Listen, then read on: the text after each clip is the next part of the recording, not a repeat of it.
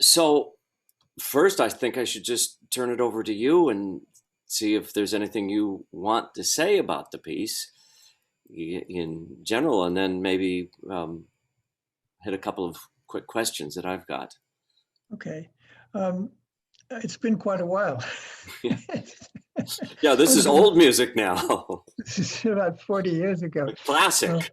Yeah. Well, anyway, it's worth remembering what was going on at the time. I mean, what had gone on, which was, at least as far as Chile was concerned, there had been this horrific dictatorship down there, with lots of people killed, and the technical term for it was disappeared, and never heard from again, and obviously massacred by the regime.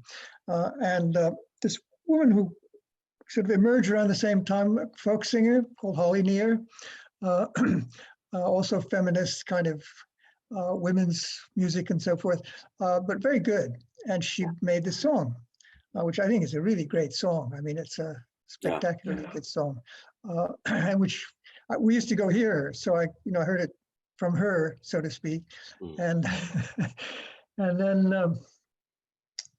I got the notion of, partly a little bit. I was thinking of Frederick's big variations piece. I wasn't going to go anywhere near trying to do that.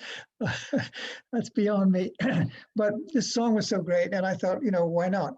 And for some reason, I also thought I would make it a virtuoso piece, which I don't always do that. But sometimes with piano music, good players like to be challenged. So why not? Especially if it's solo. I mean, a lot of the time I'm doing these ensemble pieces with relationships between players and so on and so forth, and that you can't get too fancy with that. But if you've got a soloist who really can play, you could, really push it. So I did. And as I say, you're a very brave guy to brave or foolish. Well, not too well. Actually, a number of pianists have had a shot at it. It's nice. It's good. So that's sort of the origins of the piece, and partly why it has the character that it does. It is variations. They tend to be very short, and they tend not to be for the whole tune, but for parts of the tune at a time. So slowly working our way through to the end of the song itself. Yeah,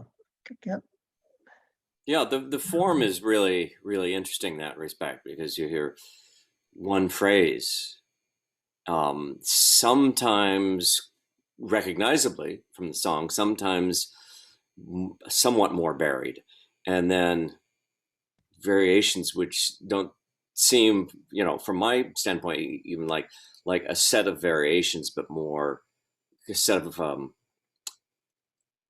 maybe to borrow a word from Messiaen, contemplations on the phrase. What do you think what's ideal for a listener in terms of knowing the original and knowing the political subtext of the song? You're asking how important it is for that, or? Well, I'm kind of opening the field to what are the possibilities? Yeah, I think, it's a piece of music. It's not a political speech. One has to remember that, even though in those days, those occasionally people would try to bring those two things pretty close together. But in fact, music stays music. There's no getting around that. I remember once having this discussion with, I forgot. I can't recall his name right now. A black musician, politically very left and so forth. And we were talking about these issues, and he finally says, an E flat is just an E flat.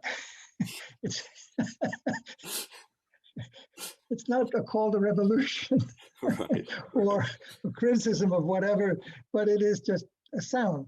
And so you do have to come back to that fact. On the other hand, obviously with a title, which signals already, the title itself says quite a lot, especially if you know what that disappearance means at the time. So the music is a kind of evocation of something. I suppose you could say it's a sort of, it's memorializing. And yeah, I think that's probably the best way to look at it. It's a kind of memorializing, which actually unfortunately, one always has to do, you know, you think Yeah. things are getting better, but no, you have to start all over again. It never stops. So memorializing is not that inappropriate, actually, to remember that these things happen and that people resisted and then went on to other things, and then they happened, something similar happened somewhere, and so on and so forth. Yeah. But as various people have said, I think it's Auden who says it about poetry, it's never going to change the world. And I'm afraid the same is true of music. I mean, in at least in any particular specific political sense. One hopes it will raise, well, what we used to call raising consciousness, yeah, making people more aware of what's going on out there. But also connecting it with something that has a certain, you know, expressive force to it, which is what music is supposed to be able to do. And that's the, yeah. Yeah. The expressive force of this piece is, I know you have a kind of an allergy to sentimentalism, but it's been an interesting challenge for me to find ways of approaching it that don't just push the buttons, don't just play the notes, because that mezzo forte is not very interesting, and especially with the subtext, but at the same time not to tug at the heartstrings. Yeah, or else just, you know, in some ways more is less. You know, a mezzo piano or a piano can be easily as expressive as a double fortissimo. It's just, it's not, it's a question of context and what's actually there musically and so forth. Yeah. Right. And of course, we like you say, we bring into the listening at least the awareness of the title, and one of the things that I really appreciate about it is that getting to know it led me to listen to Holly Near and, you know, her original performance of it, and that it was just the object itself was a kind of a doorway. Okay, yeah. And then of course you've got it on a program, I gather, that has other pieces with, so there's a larger context as well. Yeah.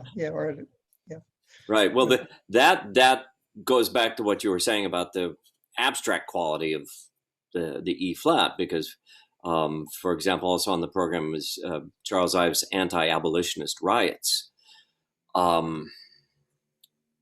which is from the title programmatic, but I would challenge anybody to. Well, Ives says it. It's you know, what does he say in the essay? So it sounds to the composer like high vitality. It sounds to his enemies like a series of unpleasant sounds. I don't know where that, you know, that just, maybe it's another doorway to thinking about the piece. Is there anything more about the virtuosity that connects, or the technical demands that connect to the original source of the piece, or was that more just the context of writing for the piano? I don't think so. No, last time I heard the piece done by Holly Near, she had a pianist accompanying her, and he did a long sort of cadenza, which came mysteriously close to sounding like my piece. I mean, I don't think it was intentional, but it was interesting because he was using the same material, and it was pretty far out there. I mean, I was very surprised because it was no longer folk music. It was basically concert music suddenly in the context of this folk concert. And yeah, I don't know how I got onto that, but no, I mean, that makes sense. I mean, for me, one of the things that helps me go. I know. It was the virtuosity we were talking about. Right. And he also did that. I mean, he also sort of really let himself go on the piano and doing all kinds of fancy stuff and so on. Yeah. But otherwise, the virtuosity, I don't know if I can't connect it to any sort of political matter. I don't have this Cagean thing that where he made these insanely difficult pieces, and he claims that they are, as it were, they're an example of dealing with something that's impossible and somehow making it happen. Yes. Which, I mean, that's nice. But on the other hand, when you listen to the piano etudes, Give me a break. Those are really tough pieces to listen to. And never mind the violin pieces that are even further out there, Right. more difficult. And the last thing I'm thinking about is, somehow the world is full of difficult things. I should go out there and do something about it. Right, more easy music, maybe. Right, So less proportion. Well, I when I sit down to work on it, I find it a little bit helpful to kind of refer back exactly what you mentioned to the cage concept and the etudes australis of this is difficult. Life is difficult. Too bad. All you're doing is sitting at a piano. If people can be imprisoned, you can sit at the piano for another 5 minutes and practice this phrase over again. Yeah. And what's nice with a cage, of course, you're not showing off. I mean, etudes normally is to show your stuff, but not in these. They're incredibly difficult, and nobody really appreciates how difficult they are. It's a little perverse. Yeah, exactly. I think the virtuoso element and the showing off element is certainly more apparent in Hay una Mujer, along with the fact that the listener can kind of hear me miss notes. Okay. And it's almost guaranteed. It's like almost concept art that I'm going to miss the notes. It's the pitches become a little bit open form in that in that respect. Christian, that's great. I think that really will be a great thing. I'll edit this a little bit and put it into the whole evening. Or the guy with the E flat. It's Julius Eastman. Oh, of course, yeah. Okay, yeah. In fact, I was good. That's who I was thinking of. But